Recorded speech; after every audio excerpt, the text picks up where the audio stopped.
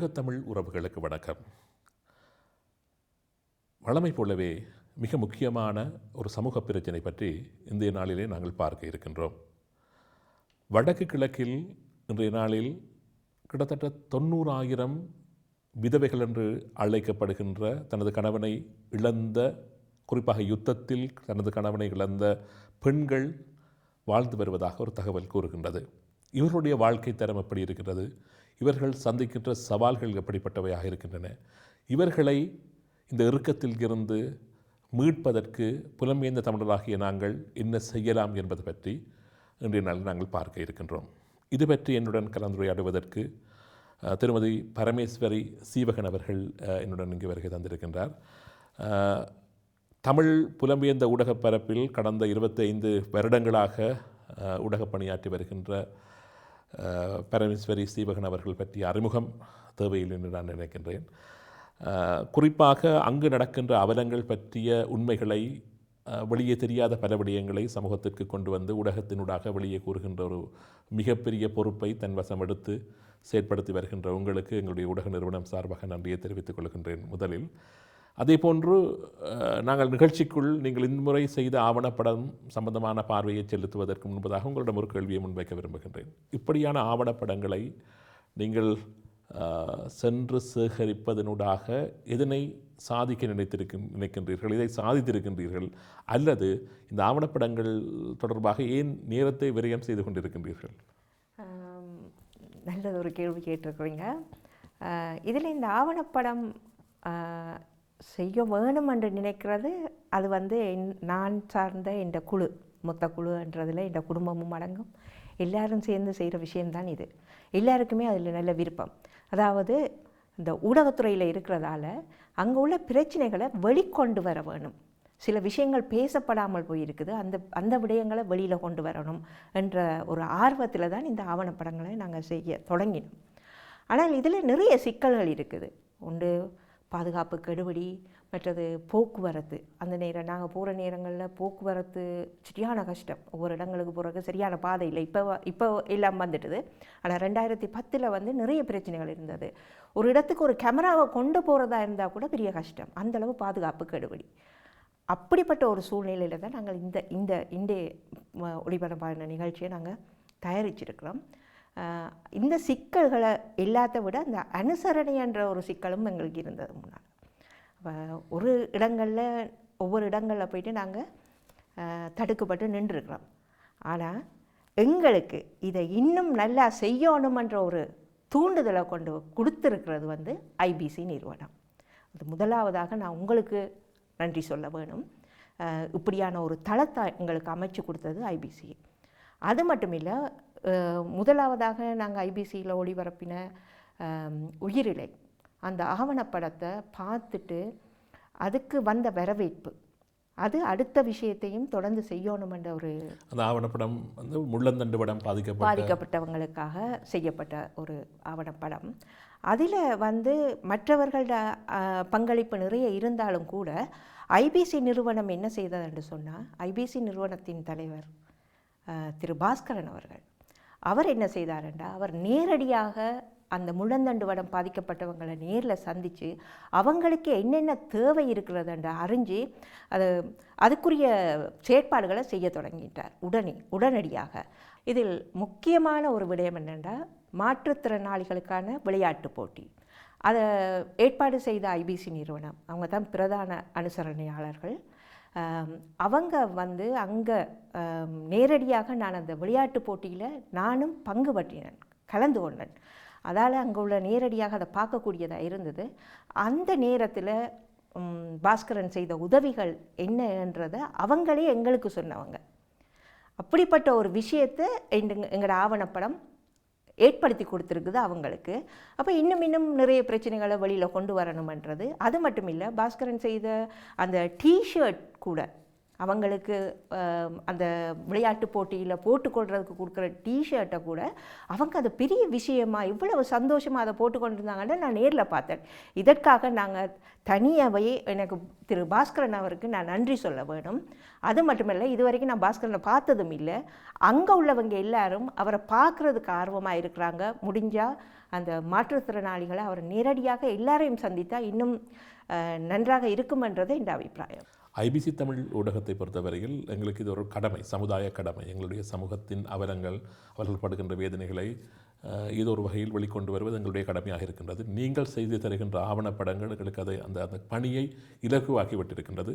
எனவே நீங்கள் கூறியது போன்று ஒவ்வொருவரும் இதில் ஆர்வம் கொள்ள வேண்டும். எங்களுடைய சமூகத்தின் அத்தனை அங்கஸ்தவர்கள் அல்லது உதவி செய்யக்கூடிய அந்த தரத்தில் இடத்தில் இருப்பவர்களுக்கு இது ஒரு கடமை என்றால் நாங்கள் அல்லல் படுகின்றவர்கள் அல்லது கஷ்டப்படுகின்றவர்கள் வேறு யாரும் இல்லை. எங்களுடைய உறவுகள், எங்களுடைய அக்கா, எங்களுடைய தங்கச்சி, அவருடைய தம்பி, இவர்கள் தான் அங்கு கஷ்டப்பட்டு கொண்டிருக்கிறார்கள். எனவே எங்களுடைய சமுதாயத்தின் கடமையாக இருக்கின்றது அவர்களுடைய தேவைகளை சந்திப்பது என்பது. ஓகே, நாங்கள் நிகழ்ச்சிக்கு வருவோம். திருமதி பரமேஸ்வரி சீவகன் அவர்கள் மேற்கொண்டிருக்கின்ற இந்த ஆவணப்படம், இந்த நிகழ்ச்சி என்பது யுத்தத்தில் தங்களுடைய கணவனை இழந்து அது மரணித்திருக்கலாம் அல்லது காணாமல் போகச் செய்யப்பட்டிருக்கலாம், தொலைந்திருக்கலாம். இப்படி கணவனை இழந்து வாழ்கின்ற மக்களுடைய அந்த வாழ்க்கையின் சில பக்கங்களை ஆவணப்படுத்தி இருக்கின்றார். அரங்கம் குழுவினரால் தயாரிக்கப்பட்ட இந்த படத்தின் முதல் பகுதியை நீங்கள் இப்பொழுது பார்க்க இருக்கின்றீர்கள்.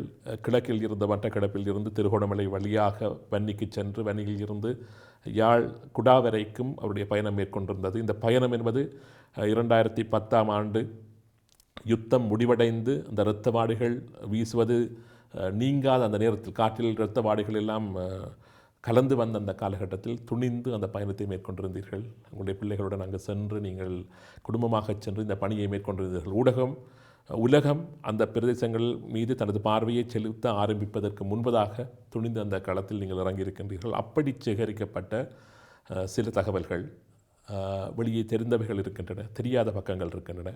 அந்த ஆவணப்படத்தை நீங்கள் இப்பொழுது பார்க்கலாம்.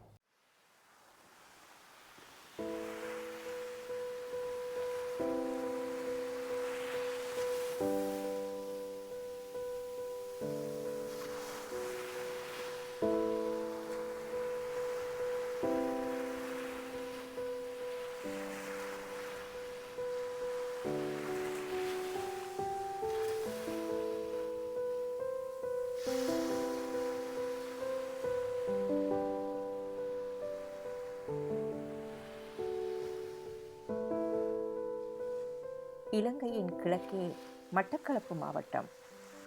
உதிக்கின்ற இந்த சூரியன் இங்கு மறைகின்ற பகுதி படுவாங்கரை. இங்கு கொக்கட்டிச்சோலையை அண்மித்த இந்த கிராமத்தில் இறால் பண்ணை ஒன்றில் இலங்கை அதிரடிப்படையினரால் 1987 ஜனவரி 27 80க்கும் அதிகமான தமிழர்கள் கொல்லப்பட்டிருந்தார்கள். போர் முடிந்து ஒரு வருடமே கடந்திருந்ததால் அதன் காரணமான பாதுகாப்பு கெடுபிடிகள் நீங்காத காலப்பகுதி. விடுதலை புலிகளின் கட்டுப்பாட்டில் இருந்து இராணுவத்தால் கைப்பற்றப்பட்ட பகுதி என்பதால் இங்கு கெடுபிடிகளும் மிக அதிகம். அந்த படுகொலையால் இங்கு வீட்டுக்கு வீடு இழப்பு. குடும்பங்களை தலைமை தாங்கும் தந்தையை, சகோதரனை, மகனை இழந்ததால் இங்கு பல குடும்பங்களை பெண்கள்தான் கடந்த 22 வருடங்களாக போரின் மத்தியிலும் தலைமை தாங்கி வருகின்றனர். இவரும் இந்த சம்பவத்தில் தனது கணவரையும் சகோதரரையும் பலி கொடுத்தவர். வேலை போனவர் திரும்பி வரல. அப்போது 12 மணி மேலே எனக்கு வந்து சொன்னாங்க, இப்படி உங்களோட அவரை சுட்டு கிடக்குன்னு சொல்ல. அப்புறம் நாங்கள் ஓடணும், இடைக்கு போனேன். இடைக்கு போகங்களை எஸ்கே கூட இல்லை, திருப்பி அனுப்பிட்டாங்கன்னு சொல்லிட்டு அப்புறம் நாங்கள் வந்துட்டோம். வந்து வீட்டை கிடந்து கற்று அப்புறம் ஒரு 4 மணி மேலே ஒரு வீலம் கிடச்சிது. உங்களோட கம்பியையும் சுட்டாச்சுண்டு. இப்போ இந்த இப்படி வீட்டில் இருந்து ஒரு ஆளுண்டா பரவாயில்லையே மேடம். இப்போ 2 பேர் இப்போ அத்தானை தான் அங்கே அவ்வளோ பேர்லேயும் இப்போ இந்த சம்பவம் நடக்கிற அன்றைக்கு போன உடனே அத்தானை தான் சுட்டுருக்காங்க. அத்தானை சுட்டோடனே அத்தானை என்ன அதுக்கு முதல் அக்காவுக்கு மீன் வேண்டி அனுப்பியிருக்கார். மீன் வேண்டி கொண்டு இங்கே கொண்டு வந்து அந்த கடப்புலேயே போட்ட மீன் அப்படியே கிடந்தது தான். அந்த அத்தான் மீன் போட்டுட்டு போகிற நேரம் அந்த இடையில் இந்த இருக்கு அதுலேயும் போகலாம் தானே சுட்டுத்தாங்க.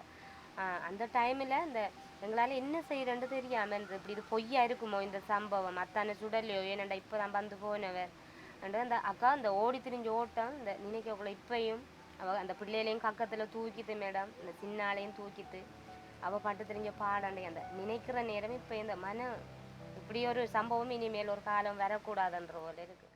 ஆனால் இந்த வீட்டின் சோகம் இத்தோடு முடிந்துவிட்ட ஒன்றல்ல. மொத்தமாக 3 சகோதரர்களையும் அக்காவின் கணவரையும் 87 மற்றும் 91ஆம் ஆண்டு கால பகுதியில் தாம் இழந்ததாக இவர் கூறுகிறார். அத்தான் இந்த இது இறால் வளர்ப்பில் வேலை செய்தாப்புல அத்தானை இந்த வேலைக்கு போகக்குள்ளேயே இடையில வச்சு சுட்டுட்டாங்க. அப்புறம் அதோட அண்ணா அங்கே தான் வேலை செய்தவர் எனது இந்த சகோதரம் அண்ணா, அவரையும் அங்கேயே வச்சு சுட்டுட்டாங்க.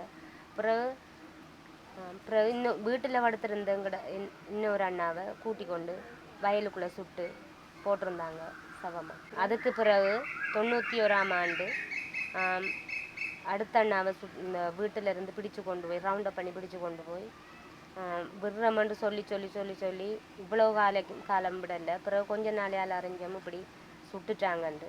அவரும் எங்களுக்கு இன்னும் கிடைக்கல, அவரையும் சுட்டுட்டாங்கன்ற தகவல் எங்களுக்கு கிடைச்சிட்டு. அருகில் உள்ள வீட்டில் இருக்கும் இவரும் குழந்தை பிறந்து 6 மாதத்தில் தனது கணவரை இதே சம்பவத்தில் பலி கொடுத்தவர். 9 மணி அரிசினிய பண்ணுறவர் வந்து சொன்னார், இப்படி இந்த மாதிரி இறால் பண்ணையில் வேறு செய்கிறாங்க, அவ்வளோ வேறையும் அள்ளி கொண்டு வச்சுருந்தாங்க, ஒதுக்கி கொண்டு வச்சுருந்து கோழி நான் வச்சுருந்து 4 பேராக கூப்பிட்டு 4 பேரையும் வச்சு நாங்களை கண்ணை போத்திட்டு வைக்க சொல்லி இப்படி இருக்க சொல்லி நாங்கள் இருந்ததான் 4 பேராக வடியில் ஒலிம்பிக்கு. ஆனால் என்ன நடந்ததுன்னு எங்களுக்கு தெரியாது. கடைசாவது எத்தனை பேர் 2 பேர் ஃபோன் பண்ணி கேட்டுருக்காங்க. காரணம் கேட்க சொல்லியிருக்காரு 84 பேர் 84ஆல் போகுதுன்னு சொல்லி அதோட நிறுத்தன்னு சொல்லி எங்கள் பேரை வச்சுட்டு இருந்தேன். அதோட முறை என்ன நடந்துன்றது தெரியாது. அவர் வந்து 10 மணிக்கு எங்கள்கிட்ட வந்து சொன்னார், இப்படி பண்ணையில் இருந்த 3 பேரையும் சுட்டும் மெசும்பட்டியில் ஏற்றிட்டாங்க. ஆனால் 20 வருடங்களுக்கு முன்னதாக தனது கணவரை பலி கொடுத்த தனது மகள் மீண்டும் திருமணம் செய்யவில்லையே என்ற ஆதங்கம் இவரது தாய்க்கு இன்னமும் இருக்கிறது. யாரும் மகன் கட்டி வைக்கிற அவக்கு வேணாண்டு மகள் எனக்கு வேணான்ற சீதனோடு நான் இருந்து வாழணும். தான் நடக்கணும். மறு அவ்வளோ வந்துடுமே என்ன வேண்டாம் மழை சாக புள்ள அவதிப்பட நாங்கள் மழை இந்த கறி நமக்கு கழுவிப்பட்டு அவனா சுட்டாங்க விடுவானோடாமி நம்மளை பார்க்க விடுவாங்க. நாங்களும் ஓடாத மாதிரி ஓடி தவிக்காத மாதிரி ஓடி 10 வலிக்கு ஒழிஞ்சி 8 வலி ஒழிச்சு மறுபடியும் வளர்ப்புக்குள்ளே போய் கிடந்தா 1 மணி ஆண்டு போட்டு 1 நாள் அள்ளி போட்டு விட்டு விட்டாங்க. என்னையோ அவரோட தலைவிதி அது. வீட்டுக்கு வீடு வாசல் படி போல இந்த ஊரில் ஒவ்வொரு வீட்டிலும் இழப்பு குறித்த கதைகள் இருக்கின்றன. கடந்து போன 22 வருடங்களும் கூட அவர்களை ஆற்றவில்லை. ஒற்றை சம்பவத்தில் ஒட்டுமொத்தமாக பலரை பலி கொடுப்பது என்பது அன்றைய காலகட்டத்தில் மட்டக்களப்பு மற்றும் அம்பாறை மாவட்ட கிராமங்களில் வழமையாகி இருந்தது. சத்ருக்கொண்டான், பிள்ளையாரடி படுகொலை, பல்கலைக்கழக படுகொலை என இந்த பட்டியல் நீண்டு கொண்டே போகும்.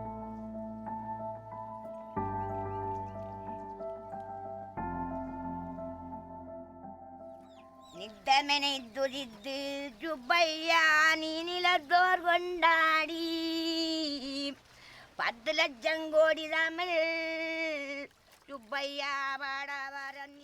போர்க்காலத்தில் இராணுவம் மற்றும் விடுதலை புலிகளுக்கு இடையே முன்னரங்காக இருந்த பகுதி இந்த வவுணதீவு கிராமம். இங்கிருக்கும் இந்த கடலேரிதான் இரு தரப்புக்குமான எல்லை. இங்கு மீன்பிடிக்கப் போன மகன் பிணமாக திரும்பி வந்ததால் அவரது குழந்தையையும் வயதான நொடிந்து போன தனது கணவரையும் காப்பாற்ற அதே ஆபத்தான வாவியில் தனது தோழியுடன் மீன்பிடித்து வருபவர் இவர். வீச போகிறவர் திரும்பி வரல. கூட போன பொடியன் வந்து சொன்னான், அவரை காணல, நான் வந்துட்டேன் என்று சொல்லி சொன்னான் அந்த பொடியன். அப்புறம் நாங்கள் அவரை தேடி செவ்வாய்க்கிழமை 12 மாதம் செவ்வாய்க்கிழமை ஆழத்தில் கண்டுபிடிச்சி எடுத்தோம். எப்படி செத்த ஒரு உடம்புகளில் ஒரு காயமும் இல்லை, ஒன்றும் இல்லை. அப்படியே செத்து 3 நாளைக்கு பிறகு சவத்தை நாங்கள் அந்த ஈச்சண்டி கன்னியம்மன் கோயில் துறையில் மிதந்து வந்து எடுத்தினாங்க. கொஞ்சம் போதையில் இருக்கும்போது போலீஸ்காரர்களுடன் ஏற்பட்ட சிறு தகராறில் தனது கணவர் கையில் காயம் ஏற்பட்டு வேலை எதுவும் செய்ய முடியாத நிலையில் இருப்பதாகவும் அவர் கூறுகிறார். ஒரு கை அந்த அந்த ஒரு பிரச்சனையால் ஒரு கை இதில் கொண்டு விழுந்து போலீஸாக்கள் வந்து வீட்டுக்கு போகிற இவர் விடாமலுக்கு தடுத்து அதில் கொண்டு விழுந்து இந்த கை கொஞ்சம் அந்த இந்த இது விடத்தால் பிடிச்சி போய் அது ஆளுக்கு அந்த தொழில் செய்கிறது கொஞ்சம். தொழிலில் உதவும் இவரது தோழிதான் பொழுதுபோக்குக்கும் ஆசுவாசத்துக்கும் இவருக்கு பாடி பேசி உதவுகிறார். நாங்கள் அப்போ அதிபதியில் 2 ஓடி பரிசு இந்த பட்ஜெட் பரிசு எடுத்தேன். அதிபதி முதல் பந்து சொல்கிற அதிபதி 1ஆம் வகுப்பு 2ஆம் வகுப்பு 3ஆம் வகுப்பு 4ஆம் வகுப்பு 5ஆம் வகுப்பு 6ஆம் வகுப்பு 7ஆம் வகுப்பு 6 மட்டும் படிச்சிருக்கு. மாலை விட்டு பாடுகிறோம் முத்துமாரி, இனி வருங்காலம் எங்களுக்கே முத்துமாரி, சிவகாமி உமையவளே முத்துமாரி, இப்போ செல்வனுக்கு காலம் ஒன்று முத்துமாரி, மகராஜன் வாழவென்று பார்த்து கூறி இந்த மக்கள் எல்லாம் போற்ற வேணும் கோட்டை ஏறி. இந்த வீட்டில் மாத்திரமல்லாமல் இந்த கிராமத்திலும் பல வீடுகள் தமது ஆண் தலைமையை இந்த வாவியில் மீன்பிடிக்கும் போது பலி கொடுத்துள்ளன. இந்த குடும்பத்தில் தந்தை மீன்பிடிக்கச் சென்று சுடுபட்டு இறக்க தாய் வீட்டுக்கு உழைக்க வெளிநாடு போயிருந்தார். குழந்தைகளை பராமரிப்பது பாட்டியார்.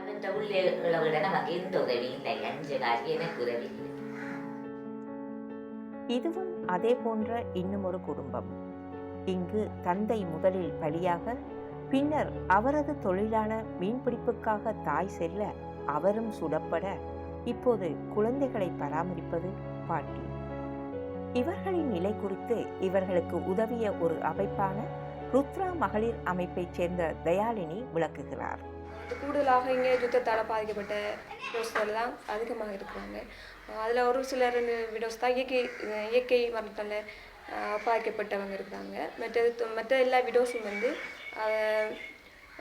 யுத்தத்தால் பாதிக்கப்பட்ட ஒரு வகையில் தான் பாதிக்கப்பட்டிருக்கிறாங்க. அவங்களோட சுய தொழில்களை இப்போ கூடுதலாக கணவனை இழந்த, அதாவது குடும்ப தலைவன் அல்லது குடும்ப மூத்த பிள்ளைகளை இழந்த குடும்பங்களாக தான் அந்த விடோஸ்கள் காணப்படுகின்றாங்க. நாங்கள் அந்த விதவைகளை என்று பாவிக்கிறதில்லை. குறிப்பாக குடும்ப தலைமை தாங்கும் பெண்கள் என்ற ரீதியில் நாங்கள் அவங்களுக்கு உதவி செய்து கொண்டு வருகிறோம். கூடுதலாக அவங்க இங்கே அடிப்படை தேவைகளின்றி, அதாவது சுத்தமான நீர், நிரந்தர வீடு வளவு வாசல்கள், மற்றது நிரந்தர தொழில் இல்லாத நிலைமையில் மிகவும் மோசமான நிலைமையில் தான் குடும்ப நிலைமை இப்போ தற்போது நிலை இருக்கின்றது. இவர் ஆண்டனி ரவிதா. இவரது பிரச்சினை வேறுபட்டது. மட்டக்களப்பின் எல்லை கிராமங்களில் ஒன்றான பெரிய புல்லுமலையைச் சேர்ந்த இவர் தனது கணவனை போர் முடிவதற்கு முதல் வருடத்தில் தொலைத்துவிட்டு தேடிக்கொண்டிருந்தார். ஏனைய சிலருடன் வெலிக்காக்கண்டி குளத்தில் மீன்பிடிக்கச் சென்ற இவரது கணவர் இலங்கை படையால் கைது செய்யப்பட்டதாக இவர் கூறுகிறார். அமைச்சர், அதிகாரிகள், இராணுவ முகாம்கள், பொது அமைப்புகள் என்று இவர் முறையிடாத இடம் கிடையாது. ஆனால் இதுவரை எந்தவிதமான பதிலும் இல்லை. கணவரை விடுவிக்க சிலரிடம் பணம் கொடுத்தும் ஏமாந்துள்ளார். ஏற்கனவே 2 தடவை இடம்பெயர்ந்து பின்னர் வழங்கப்பட்ட பாதுகாப்பு உறுதிமொழியை அடுத்து மீள்குடியேறிய போதே தனது கணவர் கைது செய்யப்பட்டதாக அவர் கூறுகிறார். அப்படி போராடமெல்லாம் எங்களுக்கு இதே நிலைமை. ஆனால் ஒரு வருஷம் 7 மாதம் வைத்து யாருமே கூட்டி கொண்டு காட்டுறேன்னு சொன்னதும் இல்லை, எங்கள்கிட்ட இல்லை பாருங்கன்னு சொன்னதும் இல்லை. எங்களுக்கு விடுதலை செய்யாட்டியும் பரவாயில்ல, எங்களோட புருஷன்மாரை எங்களுக்கு காட்டணும். ஒரு நாளைக்கு என்னாலும் 4 பிள்ளைகளை நாங்களே இவ்வளோ கஷ்டப்படுறோம், படிக்கிற பிள்ளைகளை வச்சுட்டு நாங்கள். ஆனால் எந்த புருஷனார ஒன்றுலேயுமே ஒரு சம்மந்தப்படலை. இந்த கிராம பயிற்சி கொடுத்தவங்க அந்த நேரம் கூட தொழிலுக்கு போகாமல் வெளிநாடு போனவர், அதுக்கு பயத்தில். அப்படியான மனுஷன் இப்படி நடந்துட்டு எங்களுக்கு அதுதான் தேவை. எனக்கு எங்கள் ஆம்பளையில் எடுத்து தரணும். 6வது சரி, எங்களே புருஷ மாதிரிலாம் வாழையிலாத பிள்ளைகளை வச்சுட்டு கஷ்டம். ஒரு நாளைக்கு காட்டுனாங்க உண்மையா இயக்கத்தில் இருந்தவங்க எல்லாரையும் அப்பா கருணாம்மா புள்ளியான் எல்லாரும் அவங்கெல்லாம் இயக்கத்தில் இருந்த பெரியாக்கள் தானே, அவங்களுக்கு அந்த அரசாங்கம் பாதுகாப்பு கொடுத்து வச்சிருக்கு தானே. எங்கட அப்பாவி மக்களே அவங்க பிடிச்சி வச்சிருக்கணும். அப்படி இல்லைன்னா எங்கள்கிட்ட காட்ட சொல்லுங்க. நாங்கள் எது செப்பிலே செய்துட்டாலும் எத்தனை வருஷம் விட்டாலும் சரி, 5 வருஷம் இல்லை 10 வருஷத்துக்குனாலும் ஜெயிலில் வச்சு கொள்ள சொல்லுங்க. நாங்கள் பார்த்து வாரத்துக்கு எங்கட மட்டக்களப்பில் பிடிப்பட்டாக்களுக்கு எது விதமான முடிவுமே கிடையாது. கணவர் இல்லாத காரணத்தால் மகன் தன் பள்ளி படிப்பை கைவிட்டு குடும்பத்தை பார்க்கிறார். கஷ்டம் எனக்கு. எங்களோட மகன் அவங்களோட அப்பா பிடிப்பட்ட 2ஆம் தேதி 8ஆம் தேதி ஓயல் எழுதினவர் 8 படம் பாஸ் பண்ணியிருக்கார் என் பிள்ளை. அப்போ என் பிள்ளை தான் இப்போ எங்களை உழைச்சி பார்க்குற படிக்கல. எல்லாரும் 3 பேரையும் எனக்கு படிப்பிக்கல. கடைசி மகன் சென்ற வளர்ச்சியில் படிக்கிறவர். அவங்களோட அப்பா உழைச்சி எங்களுக்கு சாப்பாடு படிக்கிற செலவு மட்டும்தான் செஞ்சு திருந்தவர். இப்போ எங்களோட மகள் கேம்பஸ் போகிற கஷ்டமாட்டு. அப்போ டீச்சர்ஸ் மாதிரிலாம் வர சொல்லி, அப்பா இல்லை நீ கொளிச்சிங்க, உங்களுக்கு கொளிச்சிங்க 2 வருஷத்தால வேலை கிடைக்குமென்று தான் இப்போ கொளிச்சிக்கு திருப்பி போட்டிருக்காவும். காணாமல் போன கணவரை தேடுகின்ற இவருக்கு சமூகத்திலும் சில பிரச்சனைகள். எனக்கிட்டே நேரடியாக ஒரு பொம்பளை கேட்டிருக்காவும், நீங்கள் இன்னும் தாலி கலட்டலையாண்டு என்னட்டு பிடிச்சிட்டு கேட்டாவும். கேட்கையும் நான் கத்தி குளறிப்பட்டு சொன்னேன், எனக்கு நம்பிக்கை இருக்கண்ட புருஷன் இருக்காருன்றது, ஏன் நீ இப்படி கேட்குறா என்று கேட்டு கத்துனேன்னா அதுக்கு ஒன்றும் பேசலவன். அதால் நான் இந்த ஒரு வருஷம் 7 மாதத்துக்குமே எந்த விதமான கல்யாணோடு ஏதோ ஒன்றுக்குமே போகிறல்ல. என்னண்டா இப்படியெல்லாம் மனசில் நினச்சி திருடுறவங்க நம்ம ஒரு நல்லது. எங்களோட ஊரை பொறுத்தளவில் நீ எந்த புருஷனை எந்த இதுலேயும் கழிக்கிறல்ல. இந்த விடயத்தில் எமது சமூகம் இவ்வளவு அடிகளுக்கு பிறகும் மாறாதிருப்பது கவலை தருவதாக கூறுகிறார் பெண்ணிய செயற்பாட்டாளரான சித்திரலேகா மௌனகுரு. இல்லை, சமூகம் இன்னும் எங்களுக்கு அந்த சமூகத்தில் இருக்கிற அந்த பெண்கள் பற்றிய பார்வை பெரிய அளவு மாற இல்லை. இப்போ ஒரு இக்கட்டான சூழலில் பெண்களை அவர்களுடைய அலங்காரத்தை பற்றி, பொட்டு வைக்கிறதை பற்றி, நகை போடுறதை பற்றி இழிவாக கதைக்கிற ஒரு இது தொடர்ந்து இருந்தோன்னு தான் இருக்குது. ஆனால் இன்றைக்கு பவுன் வாங்கினா போடக்கூடிய பொம்பளைகள் இத்தனை பேர் எங்கள்கிட்ட இருக்காங்க. சாதாரணமாக கிராமத்தில் பார்த்தா அப்படி இல்லை. ஆனால் பொட்டொண்டே இருக்குது, பொட்டு வச்சிருக்கல. ஏன்னா தெரியும், பாண்டிருப்பில் இருந்து அந்த விதவைகள், சிக்கன கடங்குற்றல் சங்கத்தில் இருந்த பெண்கள், அல்லது நான் பார்த்துருக்கேன் இளம் வயசில் காணாமல் போன அல்லது கணவனை இழந்தாண்டு இல்லை, காணாமல் போன பொம்பளை செத்ததண்டு தெரிஞ்சாலும் அவங்க பொட்டு எடுத்திருக்காங்க. ஆனால் அல்லது அந்த 2க்கும் இடையில் குங்குமத்துக்கும் பொட்டுக்கும் அந்த இடையில் சமரசம் செய்து கொள்வது, ஒட்டு பொட்டு வச்சிருக்கிறது, இப்படியான சில சமரச இதுகளையும் பெண்கள் ஈடுபட்டிருக்காங்க. ஆனால் எங்கேயாவது அவர்களை குறை சொல்ல வேண்டுமென்றால் இந்த விஷயம் முன்னுக்கு வரும்.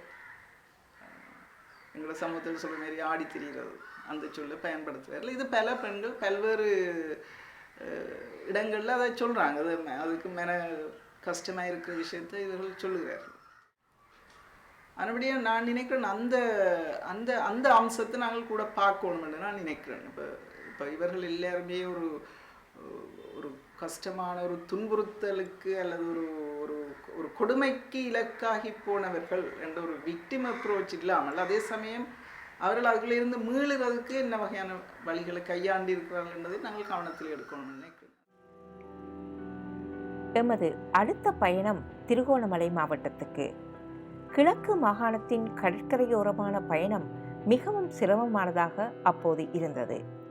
ஒவ்வொரு இடத்திலும் பாதைகள் என்று அழைக்கப்படும் படகுகள் மூலம் கடந்து செல்ல வேண்டியிருந்தது. நாம் இடையில் சென்ற இடம் கட்டைப்பரிச்சான் என்னும் இடத்தில் இருந்த அகதிகளுக்கான முகாம் பகுதி. இங்கு சம்பூரை ஒட்டிய கிராமங்களைச் சேர்ந்த குடும்பங்கள் தங்கியிருந்தன. சம்பூர் கிராமம் போர் முடிந்த கையோடு தடுக்கப்பட்டு அங்கு போக முடியாதபடி வேலிகள் கட்டி பாதுகாப்பு வலயமாக்கப்பட்டிருந்தது. மக்கள் நிற்கதியாக அகதி முகாமில் தங்கியிருந்தனர். இங்கு நாம் சந்தித்தது இந்த பெண்ணை. இவரே ஒரு குழந்தை போல காணப்பட்டார். ஆனால் இவருக்கு கையில் ஒரு குழந்தை. கணவர் இறுதிப் போரில் காணாமல் போய்விட்டார். முதலில் திருகோணமலை சண்டையால் மட்டக்களப்புக்கு போக முற்பட வழியில் இந்த பெண்ணின் தாய், தந்தை மற்றும் 2 சகோதரர்கள் என 4 வாகரையில் கொல்லப்பட்டு விட்டார்கள். பின்னர் வன்னியில் இருந்த அக்கா வீட்டுக்கு இவர் குழந்தையுடன் ஓடியிருக்கிறார். அங்கு அக்கா கணவர் சண்டையில் இறக்க இவரது கணவரும் காணாமல் போக இவரும் இவரது அக்காவும் ஆளுக்கு ஒரு குழந்தையுடன் கணவர்மாரை இழந்து சொந்த ஊர் தேடி ஓடி வந்துள்ளனர். இங்கு ஊரும் பாதுகாப்பு வலயமாக பறிக்கப்பட்டுவிட இப்போது அகதி முகாம் வாழ்க்கை. முகாமில் இவர்கள் கடை நடத்துகிறார்கள். கம்பூரை விட்டு இடம்பெயரும்போது அம்மா அப்பா 2 சகோதரங்கள் இல்லை, செல்லில் செத்துட்டாங்க. எந்த உதவி ஒன்றும் இல்லைன்னு சொல்லி வன்னிக்கு போனோம். நாங்கள் வன்னிக்கு போய் இந்த பிரச்சனைக்குள்ளே பட்டு அதில் எங்கள் அத்தான் செல்பட்டு செத்துட்டார். பிறகு நாங்கள் வரும்போது என் கணவரும் விடுபட்டுத்தார். எங்கால போகணும் எங்கால வந்தேன்னு தெரியல. இப்போ தனியாக்கலண்டா பிரச்சனை இல்லை, கொஞ்சம் ஓரளவு சமாளிக்கக்கூடிய மாதிரி இருக்கும். இது குழந்தை அவைகளுக்கு மாப்பட்டிக்கு சரி. அந்த குடும்பத்தின் நிலைமை ஒரு உதாரணம். இந்த வடகிழக்கு மாகாணத்திலேயோ அல்லது தமிழ் மக்களிடையே யுத்தத்தால் ஏற்பட்ட இழப்புகளுக்கு, அதிலேயும் சம்பூர் போல பிரதேசம் தமது சொந்த கிராமம் கிடைக்காமல் அவதியுறுகிற மக்களில் இவர்களைப் போல ஒரு குடும்பம் ஒரு முன்னுதாரணமாக எடுத்துக்கொள்ளலாம். என்னென்னு சொன்னால், அவர்களுக்கு தாங்களுக்கு இருக்கிறதுக்கு ஒரு நிலம் இல்லை, அந்த நிலத்தை அடிப்படையாக வச்சு தங்களோட வாழ்க்கையில் எதிர்காலத்தில் ஏதாவது ஒரு வாழ்வாதாரத்தை தேடிக்கொள்ளக்கூடிய ஒரு வாய்ப்பில்லை. அகதி முகாம் சூழ்நிலை இது இவற்றையெல்லாம் வச்சு பார்க்குற பொழுது இந்த மாதிரியான குடும்பங்கள் இன்னும் நிறைய இருக்குது. அதில் இவர்களும் ஒரு குடும்பம். நீங்கள் அறிஞ்ச வேறு நிறைய குடும்பங்கள் என்று அங்கே இருக்கா? தாயை அல்லது தந்தையை அல்லது கணவனை அல்லது சகோதரங்களை இழந்த குடும்பங்கள் சம்பூர் பிரதேசத்தில் 300க்கு மேற்பட்ட குடும்பங்களை பார்க்கலாம். அதில் கணவனை இழந்த குடும்பங்கள் ஒரு 50க்கும் மேற்பட்ட விதவைகள் இருக்கிறாங்க, யுத்தத்தால் பாதிக்கப்பட்டாங்க. அந்த விதவைகள் என்ன செய்கிறாங்க இப்போ அவங்களோட வருமானங்களுக்கு? அதுகளுக்கு அகதி முகாம்களில் இருக்கின்ற மக்களுக்கு ஒரு ஆண் உதவியுள்ளவர்கள் எங்காவது தூர இடங்களுக்கு போய் ஏதாவது கூலி வேலை செய்து அன்றாட சீவியத்துக்கு எதுவும் வருமானத்தை தேடிக்கொள்ளலாம். ஆனால் இவங்களை பொறுத்தவரையில் இவங்களுக்கு அயலவர் அல்ல இவங்களோட உறவினர் செய்கிற சிறிய சிறிய உதவிகளை தவிர இவங்களுக்கு வேறு எந்த தொழில் வாய்ப்பும் இல்லை. இப்போ ஏதாவது ஒரு வாழ்வாதாரத்தை தேடி அல்லது ஒரு சிறிய வருமானத்தை தேடிக்கொள்றதுக்கும் இந்த முகாம் சூழ்நிலை அவங்களுக்கு இடம் தராது. இப்போ நான் அறிஞ்ச வகையில் சில உதவிகளை செய்யக்கூடிய சிலர் முன் வந்தாலும் கூட இவங்கள் வெறும் அந்த குறிப்பிட்ட ஒரு பண உதவியை மட்டுமெடுத்து அந்த பணத்தை செலவழிச்சிட்டு இருப்பாங்களே தவிர தங்களுக்குன்ற ஒரு நிரந்தரமான வருமானத்தை தேடுறதா இருந்தால் அவங்க சொந்த இடத்துக்கு குடியேறினா மட்டும்தான் முடியும். அடுத்து நாம் சென்ற இடம் இறுதிக்கட்ட போரால் நிர்மூலமாகி போய் கிடந்த கிளிநொச்சி நகரே சோபை இழந்து போய் காணப்பட்டது. மக்கள் பெரும்பாலும் தற்காலிக குடிசைகளிலேயே தங்கியிருந்தனர். ஒவ்வொரு வீட்டிலும் பல சோகக்கதைகள் இருந்தன. பல குடும்பங்கள் வீட்டின் தலைவனை பிள்ளைகளை போரில் பலி கொடுத்திருந்தன. இது ராசா நாகேஸ்வரி. கணவரை போரில் பறிகொடுத்து மகனை தவறவிட்டு மகளை மாத்திரம் அங்கவீனமாக மீட்டெடுத்தவர். மகளுக்கும் அடிக்கடி பாதுகாப்பு கெடுபிடிகள். 3 பிள்ளைகளையும் தனது தாயையும் அவரே பாதுகாக்கிறார். இப்போதைக்கு நான் தான் தந்தை தாய் என்ற இடத்திலிருந்து எல்லா பக்கங்களையும் நானே எல்லாம் பார்த்து மிகவும் கஷ்டமான நிலையில் இந்த குடும்பத்தை எப்படி நான் இனி வழி நடத்துவேன் தெரியாத அளவில் எல்லா பக்கங்களும் நிறைய உதவிகளை கேட்டிருக்கின்றேன். ஆனால் இது வரைக்கும் இந்த உதவியும் எனக்கு கிடைக்க இல்லை. நான் எனது கணவர் இருக்கும்போது நான் என்னால் இயல்பான ஒரு வீட்டு சில தொழில்களை செய்து கொண்டிருந்தேன். அந்த தொழில்களை என்னால் இப்பவும் விரிவுபடுத்தி செய்ய முடியாதுள்ளது. ஏன்னா போதிய எனக்கு உதவிகளோ வசதிகளோ கிடைக்காத காரணத்தால் என்னால் ஏழுமான அளவு என்ன நான் வருத்தி இப்போ நான் செய்து கொண்டிருக்கிறேன். அதாலேயும் எனக்கு உடல் ரீதியாக நிறைய பிரச்சனைகள் வருத்தங்கள் இப்போ என்னால் அந்த செய்ய இல்லாமல் இப்போ வீட்டில் மிகவும் துன்பப்பட்டு கொண்டு தான் இருக்கிறேன். இது ராஜ்குமார் வனராணி.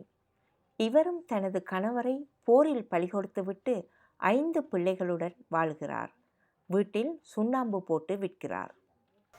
சோம்பலிருந்து இது சுதந்திரபுரத்துக்கு போனோம். அதில் செல் விழுந்து வர தம்பிட பிள்ளைகள் மனசியெல்லாம் செத்துட்டு அப்படியே 2 நாள் அதில் இருந்துட்டு பிறகு அப்படியே இதுக்கு போனோம் தேவிபுரம் போய் இருந்துட்டு பிறகு அந்த காட்டு பாதையால் போனாங்க மாத்திரையில் போய் சித்திரம் 1ஆந்தேதி ரவுண்ட்ஸ் விட்டது. பட்டு ஒரு கொஞ்சம் நேரத்தால் ஆஸ்பத்திரி கொண்டு போனால் 1/2 மணி நேரத்தில் சரி. எனக்கு 5 பிள்ளை எல்லாம் படிக்கணும். இப்படி வன்னியில் போன இடமெல்லாம் அப்போது இழப்பு குறித்த கதைகள்தான். தாங்க முடியாத சோகம். கிழக்கில் நாம் பார்த்தவர்களுக்கும் இங்கும் ஒரே வித்தியாசம். அங்கு பல ஆண்டுகளாக அவர்கள் குடும்பத்துக்கு தலைமை தாங்குகிறார்கள். இவர்கள் இறுதிப் போரில் உறவுகளை இழந்திருக்கிறார்கள். கிளிநொச்சியை கடந்து யாழ்ப்பாணம் செல்லும் வழியெல்லாம் யுத்தத்தின் இடிபாடுகள். போர் முடிந்து 1 வருடமாகியும் யாழ்ப்பாணம் சோபை இழந்தே காணப்பட்டது. பாதுகாப்பு கெடுபிடிகள் மிகவும் அதிகம். எது நடந்ததோ இல்லையோ, அப்போதே யாழ் நகர வரவேற்பு பலகை பகுதியை விளம்பரங்கள் ஆக்கிரமித்துவிட்டன. இது யாழ்ப்பாணம் பெரிய மதகடி பகுதியில் இருந்த இடம்பெயர்ந்தவர்களுக்கான ஒரு முகாம்.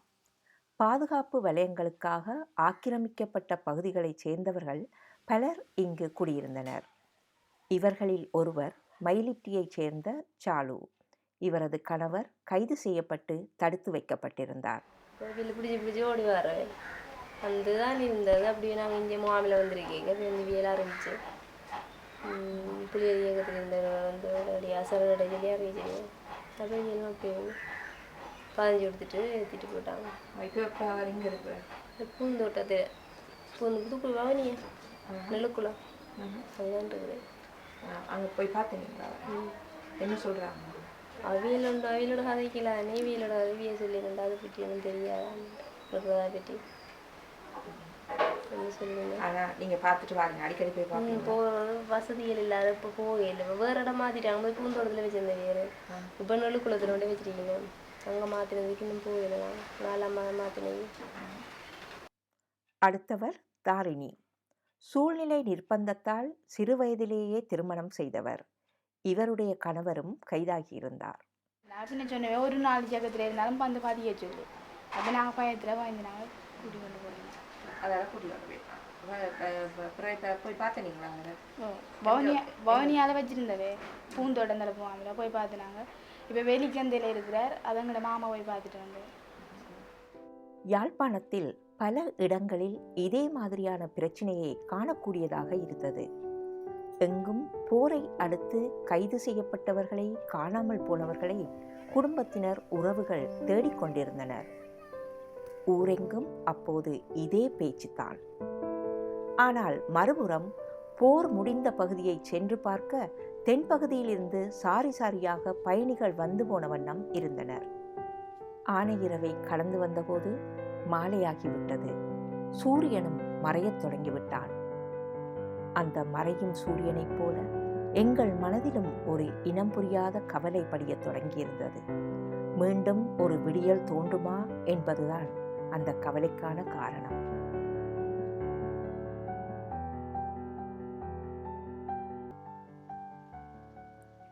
எமது பயணம் இத்தோடு முடிந்துவிடவில்லை. போர் முடிந்தவுடனே அங்கு சென்ற எமது குழு மீண்டும் இந்த வருடத்தில் அங்கு சென்றது. போர் முடிந்து கடந்த 6 ஆண்டுகளில் இவர்களின் வாழ்க்கையில் ஏற்பட்டிருக்கக்கூடிய மாற்றங்களை அறிவதே எங்கள் நோக்கம். முதலில் அங்கு மகனை இழந்து அவரது பிள்ளைகளை பராமரித்து வரும் இவரை சந்தித்தோம். நிலைமை பரவாயில்லை என்றுதான் அவர் கூறுகிறார். ஆனால் அவருக்கு ஆறுதலாக இருந்த அவரது தோழி இன்று அவரோடு இல்லை. அவரது பாடலும் இல்லை. புற்றுநோயால் காலமாகிவிட்டார். மோசம் போயிட்டு நல்லா படிக்கும் ஐயாது. நல்ல படிப்பும் தான், நல்ல ஆக்களோட கதையும் தான், நல்ல சிரிப்பும் தான். ஜங்கோடி தமிழ் சுப்பையா பாடவர நீ அருள்வாய். அடுத்து நாம் சென்றது இறால்பண்ணை படுகொலை நடந்த கிராமத்துக்கு. வழியில் சரியான மழை, வயல்களும் விளைந்திருக்கின்றன. ஆனால் இவர்களது வாழ்வில் அவ்வளவு மாற்றம் இல்லை. எனக்கு நாங்கள் எதிர்பார்த்தது மேம் எங்களோட அண்ணாக்கள் வருவாங்கல்ல. ஆனால் அந்த அண்ணாக்கள் வர அந்த இது இல்லை, வர இல்லை. ஆனால் அது நடக்கையும் இல்லை. அஞ்சு விட்டது அவங்க நடக்கையும் இல்லை. எங்களுக்கு மாற்றம் கிடைக்கல. இருக்கிறாக்களுக்கு லிட்டர் அப்படி ஏதோ அந்த அங்கேருந்து அனுப்பியிருக்காங்க தானே. ஆனால் எங்களுக்கு அப்படி ஒன்றும் இல்லை. நான் கேட்டு போகிறதெல்லாம் வருவாங்க என்றதை விட இவ்வளோ காலத்துக்கு இருப்பாங்களா, அவங்க இருப்பாங்களா, 24 25 வருஷம் இருப்பாங்களான்ற அதில் தான் நாங்கள் இல்லைன்ற முடிவுக்கு வந்துடுவோம். ஆனால் அண்ணா செத்துட்டாருன்று இன்னும் நாங்கள் இந்த உறுதி செய்யலை. ஆனால் எங்களை மனசு அப்படி நினைக்குது. திருகோணமலை மாவட்டத்தின் சம்பூருக்கு சென்றபோது அங்கு பல பகுதிகள் பாதுகாப்பு வலயத்திலிருந்து விடுவிக்கப்பட்டுள்ளதால் தயாநிதியும் அவரது சகோதரியும் தமது கிராமத்துக்கே சென்று விட்டார்கள். ஆனாலும் எம்மால் அவர்களை சந்திக்க முடியவில்லை. தயாநிதி வெளிநாட்டு வேலைவாய்ப்பு தேடி சென்று விட்டதாக கூறப்பட்டது. ஆனால் ஒரு மகிழ்ச்சியான செய்தி எமக்கு யாழ்ப்பாணத்தில் காத்திருந்தது. இராணுவத்தால் கைது செய்யப்பட்டிருந்த தாரிணியின் கணவர் வீடு திரும்பியிருந்தார். தாரிணி மகிழ்ச்சியில் இருக்கிறார். பொருளாதார சிரமங்கள் இருந்தாலும் குடும்பம் ஓரளவு மகிழ்ச்சியாக இருக்கிறது. சந்தோஷமா தான் இருக்கிறோம். அந்த உழைக்கிறது நாங்கள் மிகவும் சிரமப்பட்டு தேடியது கணவரை தொலைத்துவிட்டு தேடிக்கொண்டிருந்த ஆண்டனி ரவிதாவை. அதிர்ஷ்டவசமாக மிகுந்த சிரமங்களின் பின்னர் அவரை புல்லுமலை பகுதியில் சந்தித்தோம். கணவனை தேடும் முயற்சிகள் தோல்வியடைந்ததால் தாம் இடம்பெயர்ந்து வந்து தங்கியிருந்த இடத்திலிருந்து திரும்பி சொந்த ஊருக்கு அருகே குடியேறும் முயற்சியில் ஒரு குடிசையை அவர் கட்டிக்கொண்டிருந்தார்.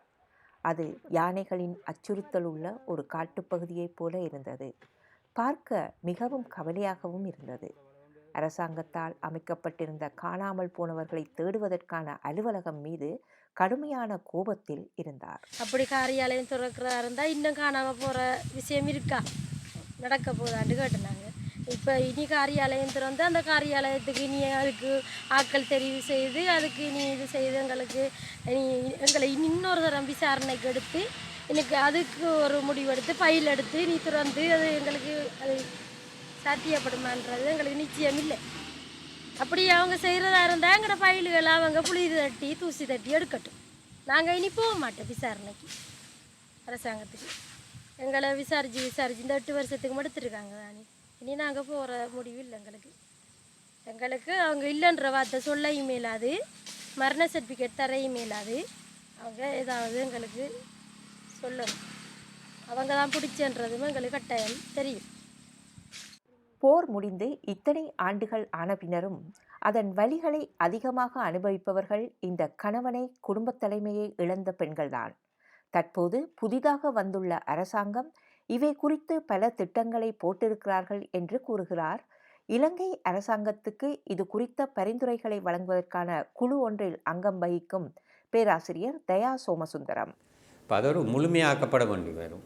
அப்போ நாங்கள் ஒன்று கவனம் செலுத்தாமல் விடப்பட்டது அவன் உள நலன். இப்போ இந்த பெண்கள் தலைமைத்துவம் தாங்கி குடும்பத்தை நடத்தும் பொழுது அவையில் பல இழப்புகளை சந்தித்திருக்கிறார்கள். அவங்களுக்கு கணவன் காணாமல் போயிருக்கலாம், அல்லது கணவன் இறந்திருக்கலாம், மற்ற பிள்ளைகளுக்கும் இருக்கிற கஷ்டங்கள்.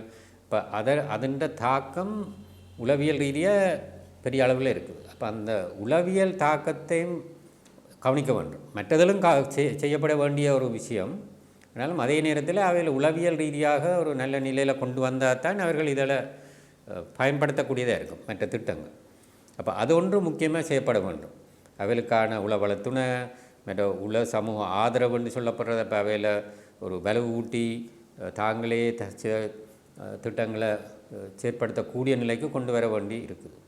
மற்றது அவைகளுக்கு தேவையான அந்த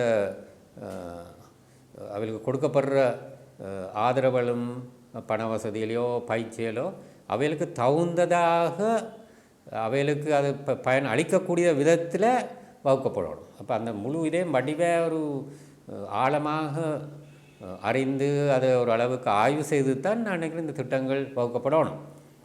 அது அந்த குறைபாடு இருக்குது. அந்த திடீரென்று இப்போ மேலிருந்து கீழே சில திட்டங்களை கொண்டு வருகிறோம். இலங்கை அரசாங்க அதிகாரிகளின் தகவல்களின்படி இலங்கையின் வடக்கு கிழக்கில் போரினால் கணவனை இழந்த பெண்கள் 90,000 பேர் இருப்பதாக கூறப்படுகிறது. இவர்களுக்காக பல அமைப்புகள், அரசாங்கம் என பல தரப்பினரும் பல முயற்சிகளை மேற்கொள்கிறார்கள். சில முயற்சிகள் அவர்களுக்கு நல்ல பலனை தந்திருக்கின்றன. ஆனால் ஒட்டுமொத்தத்தில் பார்க்கும் பொழுது இவர்களின் நிலை இன்று வரை மோசமானதாகவே இருக்கிறது. காலம்தான் அவர்களை ஆற்ற வேண்டும்.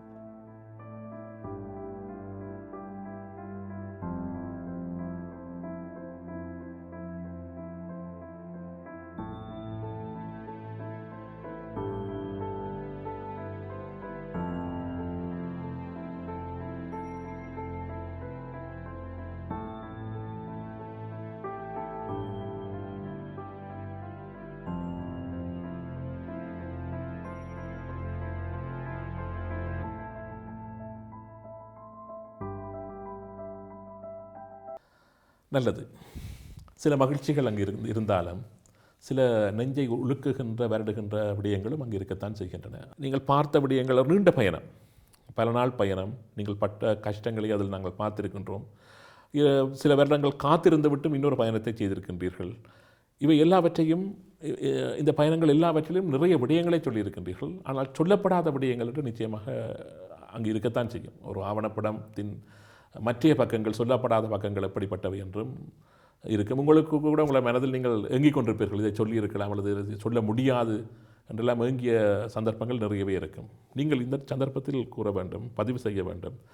இந்த ஆவணப்படத்தில் சொல்லப்படாத, அதே வழியில் உங்களுடைய மனதை நெருடிய, உங்களுக்கு உணர்வுகளை ஏற்படுத்திய அந்த சம்பவங்கள் பற்றி நீங்கள் கூறுங்கள். இந்த சம்பவத்தை பற்றி கூற முதல்ல, இப்போ 2016ஆம் ஆண்டும் இவங்களை போய் சந்திக்கிறதுக்கு எங்களுக்கு வாய்ப்பை ஏற்படுத்தி கொடுத்த ஒருத்தரை பற்றி நான் இப்போ கட்டாயம் சொல்லணும். அதாவது இலங்கையில் இந்த யுத்தத்தால் பாதிக்கப்பட்ட குழந்தைகளுக்கு உதவி செய்து கொண்டிருக்கிறவங்க, அதே நேரத்தில் இப்படியான பெண்களுக்கும் அவங்க வேலை வாய்ப்பு அதுகளெல்லாம் செய்து கொண்டிருக்கிறவங்க. மற்றது இங்கே ஐரோப்பாவிலும் பெண்களுக்கான உளநல ஆலோசனைகளை வழங்கி கொண்டிருக்கிற ஜோதி ஹெல்ப்லைன், அதுவும் அகிலன் அறக்கட்டளை. இவர் வந்து திரு கோபாலகிருஷ்ணன், இவர் வந்து கொடுத்த ஊக்குவிப்பினால தான் இந்த நிகழ்ச்சியை நாங்கள் முடிச்சிருக்கிறோம்.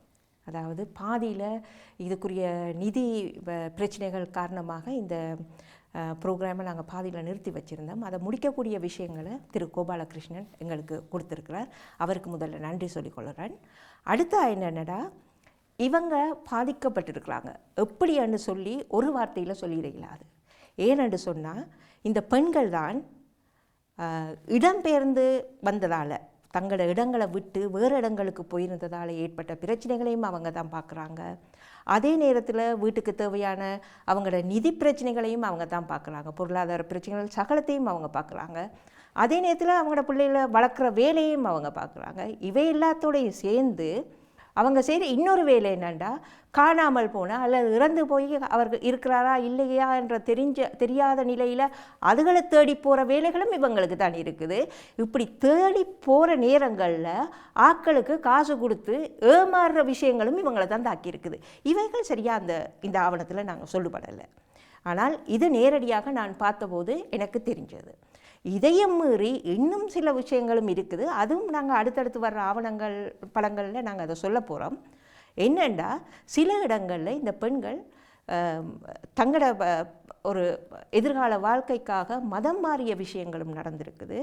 அதே நேரத்தில் தங்களோட பிள்ளைகளை வளர்க்க முடியாமல் அடுத்தவங்களுக்கு கைமாற்றி விடுற நிலையிலையும் இவங்க எந்தெந்த மதங்களுக்கு அவங்க மத மாற்றத்துக்குள்ள அதை வந்து இப்போ, அதாவது இப்போ இதுக்கு காரணம் என்னன்னு சொன்னால், இப்போ சில இந்த மதம் தான் என்று சொல்கிறதுக்கு எல்லாம் இருக்குது. என்னன்னு சொன்னால், இப்போ இந்துக்கள் என்ற வகையில் வந்து கோயில்களில் தான் எல்லாரும் சந்திக்கிறாங்க. ஆனால் அந்த கோயிலை விட்டு போய் ஏதாவது இவங்களுக்கு உதவி செய்ய வேணுமென்ற பழக்க வழக்கங்கள் இருக்கலை, இவ்வளவு காலமுமே இருக்கலை. ஆனால் ஏனைய மதங்கள், கிறிஸ்தவ மதமாகட்டும் முஸ்லீம் ஆக இருக்கட்டும், அவங்க என்ன செய்கிறாங்கன்னா, நேரடியாக பாதிக்கப்பட்டவர்கள்ட்ட போயிட்டு அவங்களுக்கு என்ன தேவையாண்ட அறிஞ்சு அவங்க செய்யக்கூடியதாக இருக்கிறதால இவங்க என்ன நினைக்கிறாங்கண்டா, இந்த மதங்களுக்கு மாறுறதால நாங்கள் வந்து சில சலுகைகளை பெற்றுக்கொள்ளலாம், தங்களுடைய எதிர்கால வாழ்க்கை நல்லா இருக்கும் என்று நினைச்சு மாறின பெண்கள் நிறைய பேர் இருக்கிறாங்க. சமுதாயம் இது போன்ற பெண் தலைமை தாங்குகின்ற குடும்பங்களை பார்க்கின்ற பார்வை பற்றிய விமர்சனங்கள் இங்கு 2 பேரால் முன்வைக்கப்பட்டிருந்தது. ஒன்று வந்து அந்த ஒரு விக்டிம் அப்ரோச்சாக நாங்கள் அதை பார்க்க வேண்டும் என்று சித்திரலேகா மௌனர் தெரிவித்திருந்தார். அதே நிலையில் தயாளினியும் ஒரு விடயத்தை குறிப்பிட்டிருந்தார். நாங்கள் இவர்களை விதவைகள் என்கின்ற வார்த்தை பதத்தில் பாவிக்காமல் பெண் குடும்பத்தை தலைமை தாங்குகின்ற பெண்கள் என்கின்ற பதத்தில் நாங்கள் பாவிக்கின்றோம் என்றெல்லாம் கூறியிருக்கின்றார். கேட்பதற்கு அழகாக இருக்கின்றது. ஆனால் அவர் விதவை என்ற வார்த்தையை தவிர்த்து அதே நேரத்தில் விடோ ஒன்றும் கூறியிருந்தார் இந்த ஆவணப்படத்தில். ஓகே, அழகாக இருக்கின்றது. நல்ல ஒரு பெரிய மாற்றத்திற்கான ஒரு முதல் படி என்று கூறலாம். ஆனால் சமூகம் இது போன்றவர்களை பார்ப்பதில் ஏதாவது மாற்றம் முன்னேற்றம் ஏற்பட்டிருக்கின்றதா? இல்லை, இது வந்து சில சங்கங்கள் இதை சொல்கிறதால நம்மளுக்கு பாதிப்புகள் ஏற்படுமே என்ற அந்த மட்டத்தில் தான் இந்த வார்த்தை பிரயோகங்கள் பாவிக்கப்படாமல் இருக்கிறதை ஒழிய மற்றபடி சாதாரண தர மக்கள்கிட்ட இது சாதாரணமாக பாவிக்கப்படுது. இந்த சமூகம் மாறல, அந்த விஷயம் அவங்கள பார்க்குற பார்வையில் எந்தவித மாற்றமும் இல்லை.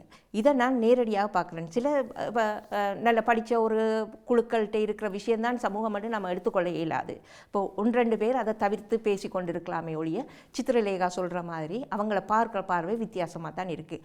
அதே நேரத்தில் சமூகம் இன்னொரு பார்வையும் பார்க்குது. இவங்களுக்கு உதவி செய்ய வர என்ஜிஓ ஆக்களில் சேர்ந்த ஆம்பளைகள் 2-3 பேர் வீட்டை வந்து போனால் கூட அதையும் வித்தியாசமாக தான் அந்த சமூகம் பார்க்குது. அது நிறைய பேர்கிட்ட நான் அந்த விஷயங்களை கேட்டுட்டேன்.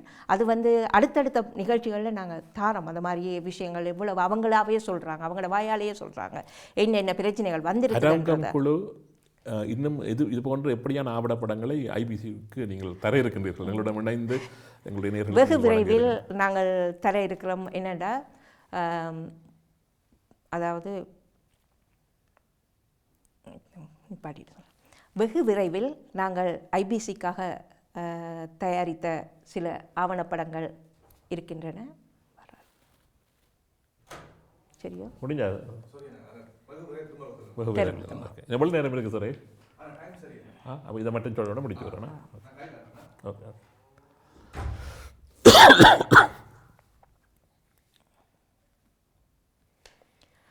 வெகு விரைவில் ஐபிசி நிறுவனத்துக்கு நாங்கள் முன்னாள் போராளிகள் இவர்களை பற்றின ஒரு ஆவணப்படம் தயாரிச்சிருக்கிறோம். அது வெகு விரைவில் அதே அநேகமாக மாவீரர் வாரத்தில் வரலாம் என்று நினைக்கிறேன். முன்னாள் போராளிகள் என்றால் முன்னாள் பெண் போராளிகள் இல்லை, முன்னாள் போராளிகள்.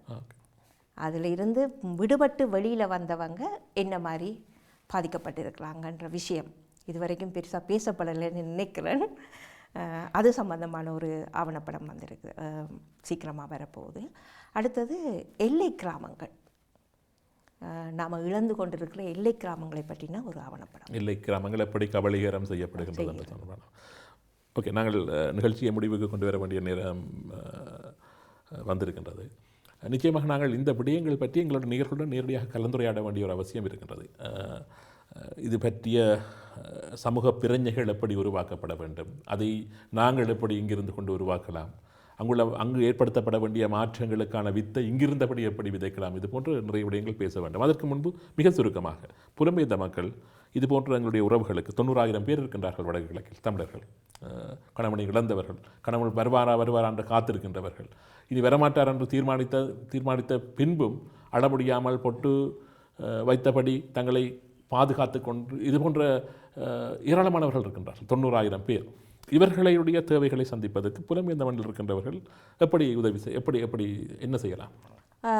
பேராசிரியர் சொல்லியிருக்கிறார் அந்த விஷயங்களை பற்றி. என்னென்னா, இது இன்னும் நிறைய பேர் செய்து கொண்டிருக்கிறாங்க. அங்கே வந்து இவங்களுக்கு உதவிகள் கிடைக்கல, ஒட்டுமொத்தமாக உதவிகள் கிடைக்கலன்னு சொல்ல இல்லாது. ஆனால் இவங்களோட தொகை பெரிது, இவங்களோட தேவைகளும் பெரிது. அப்போ இவங்களுக்கு வந்து என்ன தேவைன்னு சொல்லி முதல்ல அவங்கள நேரடியாக சந்தித்து அவங்களுக்கு என்னென்ன தேவைகள்ன்றதை அறிய வேணும். அது முக்கியமான ஒரு வேலை இருக்குது. அப்போ அது ஒரு பெரிய திட்டம், பாரிய திட்டம். அதுக்கு நிறைய பேரோட உதவி தேவை.